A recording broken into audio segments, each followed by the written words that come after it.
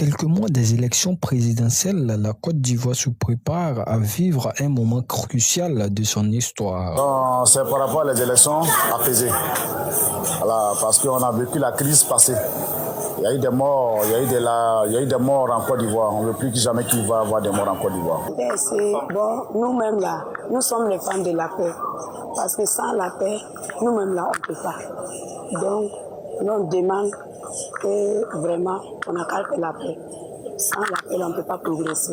Depuis Port-Boué, la caravane nationale de la paix, initiée par la CEDEAO et la diaspora ivoirienne, prend la route pour appeler à l'unité et à des élections apaisées. Nous sommes ici cet après-midi, c'est en prélude de lancement officiel de la caravane nationale de la paix et de la cohésion sociale pour les élections apaisées, qui va prévaloir à la place CP1, cette mythique place qui reçoit tous les grands événements de prédilection. Alors nous sommes là aujourd'hui, c'est dans le cadre de la tournée.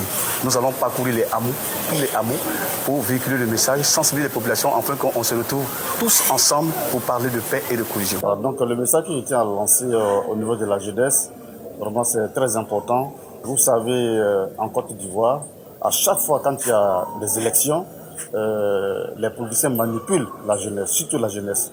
Donc il est de nos droits de leur donner des conseils, de les sensibiliser pour qu'ils puissent vraiment vaguer à leurs occupations normalement comme il se doit. Voilà, donc je tiens à lancer un vibrant message. Alors, je ne veux pas, on va se laisser manipuler par les politiciens en fait. Parce que nous sommes unis ici, à Port-Boué, et nous voulons que ça soit des élections apaisées. Jusqu'aux villages les plus reculés, le message est clair. Tourner la page des divisions et préserver la stabilité du pays. Plus jamais que les politiciens s'entendent entre eux. Un message pour les politiciens, qu'ils s'entendent.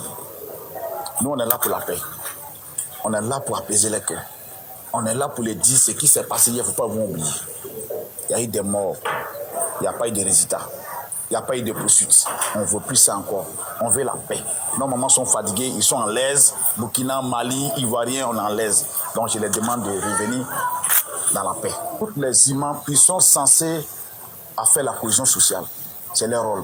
Et tous les pasteurs de Côte d'Ivoire, de s'élever, de me soutenir. C'est leur rôle. Moi, je suis leur enfant. Il faudrait qu'ils me soutiennent. Les imams de Côte d'Ivoire, avec les pasteurs, c'est le moment de s'élever. Dans le moment, 2 mois des élections, il faudrait qu'on se lève pour prôner la paix. C'est ce que Dieu demande. Dieu nous appelle. Un jour, Dieu va nous appeler. On va mourir un jour. On se lève, on se met ensemble, on fait pour la paix. Tant que la Côte d'Ivoire vit 6 pieds, il n'y a pas de guerre en Côte d'Ivoire. C'est la prochaine étape, Yopougon, pour un giga meeting sous la ligne du mot d'ordre Plus jamais ça, le samedi 30 août 2025.